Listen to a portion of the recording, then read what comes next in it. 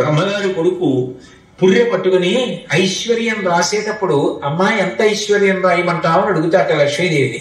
ఈ పుర్రె గత జన్మలో ఎవరిది అని అడుగుతుంది. ఈ పుర్రె ఫలానా వారిదమ్మా అనేటప్పటికీ ఆయన అంటుంది, తీరా కనుబొమ్మ పైకెత్తుతుంది. ఎన్ని చేసిన వాడు ఎంత నిస్వార్థంగా బతికాడు అంటే ఇంటి ముందు ఏనుగులు తొండములెత్తి ఘీంకరించేంత ఐశ్వర్యాన్ని ఇస్తుంది. ధర్మరాజు గారి గురించి విరాట పర్వంలో ద్రౌపదీదేవి చెప్తుందే, యవ్వని వాకిట నిభవదపం కంపు రాజభూషణ రజో రాజినడగు అంటుంది. అంత గొప్ప ఐశ్వర్యాన్ని ఆ తల్లి అనుగ్రహిస్తుంది. ఎప్పుడు? అంతకు ముందు జన్మలో చేసిన పుణ్యాన్ని బట్టిస్తోంది ఐశ్వర్యం. అది సద్వినియోగం కాకపోతే మళ్ళీ కొండ ఖాళీ కొండై పట్లింట్లో పెడుతుంది. అదే కదా శ్రీకృష్ణ లీలలు. వారి ఇల్లు చొచ్చి దూరం కడవల దూరంబుగ నెయ్యిత్రాని తుదనా కడవల్ వీరింట నీసుతుండిన వారికి వీరికి ని పెద్ద వాదయ్య సతి. లోపల పెరుగుంటే కొండ గౌరవం. బాల్యము, కౌమారము, యవ్వనము, వార్ధక్యము వచ్చినట్టే ఒకనాడు శరీరం పడిపోవడం కూడా జరుగుతుంది. ఇది శాశ్వతంగా ఉండిపోమంటే ఉండిపోయేది కాదు. కానీ ఆత్మ మాత్రం అలా మారేది కాదు, పోయేది కాదు. అది ఎప్పుడూ ఉంటుంది. నైనం చిందంతి శస్త్రాణి నైనం దహతి పావక నచైనం క్లేదయంత్యాపో నశోషయతి మారుత. అది గాలి చేత కొట్టబడదు, కత్తి చేత నరకబడదు, అగ్ని చేత కాల్చబడదు, నీటి చేత తడపబడదు.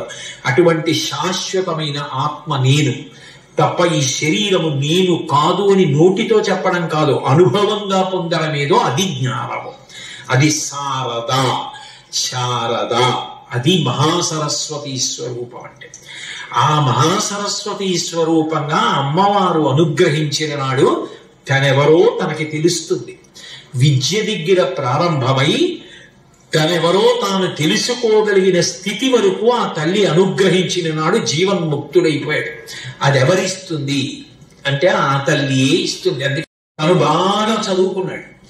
నన్నెవరు మోసం చేయగలరు, నేను లెక్కలన్నీ చూడగలను అని ధైర్యం ఉంటుంది.